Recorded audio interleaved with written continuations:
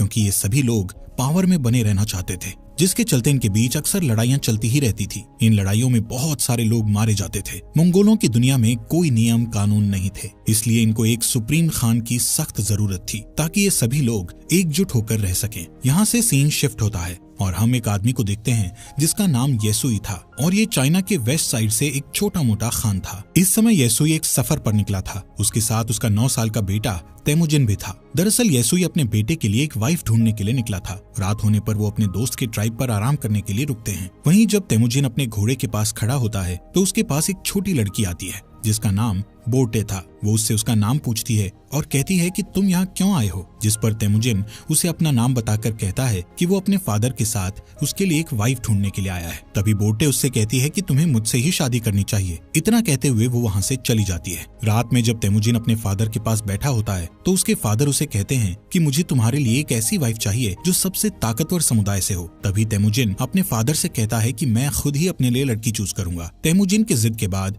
उसके फादर उसे अपने दोस्त की ट्राइब से किसी एक लड़की को चुनने की इजाजत दे देते हैं। अब सुबह होते ही तेमुजिन के फादर उस ट्राइब की सभी लड़कियों को लाइन में खड़ा करके उनके पैरों को गौर से देखते हैं, क्योंकि उनका मानना था कि एक स्ट्रॉन्ग लेग्स वाली लड़की ही अपने पति को खुश रख पाती है। इसके बाद तेमुजिन एक एक लड़की को देखता जाता है और लास्ट में वो बोटे को अपनी पत्नी चुनता है और उन दोनों की शादी हो जाती है। लेकिन शादी होने के बाद भी वो दोनों आने वाले 5 साल तक एक साथ नहीं रह सकते थे, क्योंकि ये उनकी ट्राइब्स का नियम था। अब तेमुजिन और उसके फादर का यहाँ से जाने का समय हो जाता है। लेकिन जाने से पहले तेमुजिन बोटे को एक नेकलेस गिफ्ट करता हुआ उसे कहता है कि वो उसके लिए जल्द ही वापस आएगा। यहाँ से येसुई तेमुजिन और अपने लोगों के साथ सफर पर निकल जाता है। कुछ दूर चलने के बाद वो लोग एक जगह पर आराम करने के लिए रुकते हैं। यहाँ पर वो सभी लोग काफी सतर्क थे, क्योंकि ठीक उनके सामने थोड़ी दूर एक और खान की ट्राइब के लोग बैठे थे। थोड़ी देर बाद उस खान का एक आदमी येसुई के लिए एक कटोरी में दूध लाता है, जिसका मतलब शांति का पैगाम था और वो लोग समझौता करना चाहते थे।